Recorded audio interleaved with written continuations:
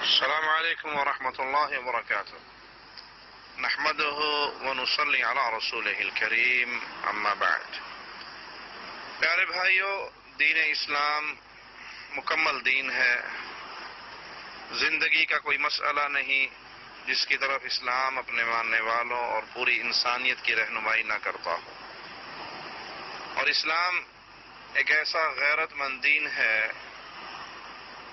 جو کسی کو اجازت نہیں دیتا کہ اسلام کو ماننے کے بعد، ایمان لانے کے بعد وہ کسی اور دین کی طرف دیکھے، بلکہ رسول اللہ صلی اللہ علیہ وسلم نے فرمایا، من رضی باللہ ربا، جو اللہ کے رب ہونے پر راضی ہو جائے، محمد کریم صلی اللہ علیہ وسلم کے نبی اور رسول ہونے پر راضی ہو جائے اور اسلام کے دین ہونے پر راضی ہو جائے، فقد ذاق طعم الایمان، تو اس نے ایمان کا ذائقہ چکھ لیا، یعنی ایمان کی حلاوت، ایمان کی مٹھاس اس کی روح میں اتر گئی، وہ مومن ہو گیا۔ اور ان تین چیزوں میں تیسری چیز، جو اسلام کے دین ہونے پر راضی ہو گیا۔ تو ہم راضی ہیں کہ ہمارا دین اللہ نے پسند کیا اور وہ اسلام ہے۔ کفار کی بنائے ہوئے تہوار، کفار کی بنائی ہوئی عیدیں، اسلام اس میں شرکت کرنے کو ناجائز سمجھتا ہے، اجازت نہیں دیتا۔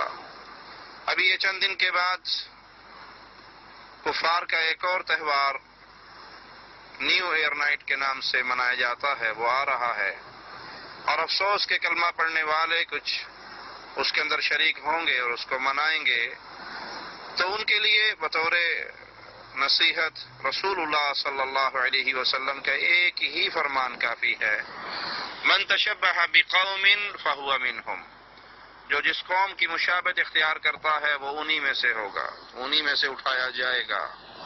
تو کیا کوئی مسلمان پسند کرے گا اپنے لیے کہ قیامت کے دن اس کا شمار اہل شرک کے ساتھ ہو، کفار کے ساتھ ہو، اللہ کے دشمنوں کے ساتھ ہو، اللہ کے باغیوں کے ساتھ ہو؟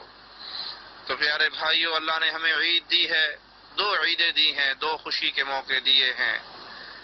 ان خوشی کے دنوں کو منانا جائز ہے، اس میں خوشی کرنا جائز ہے۔ کفار کے بنائے ہوئے تہوار اہل ایمان کے لیے اس میں شرکت کرنا جائز نہیں ہے۔ جیسے ابھی کرسمس کا تہوار گزرا ہے، یہ بہت بڑا گناہ ہے کہ آپ کسی کو ہیپی کرسمس کہیں یا میری کرسمس کہیں۔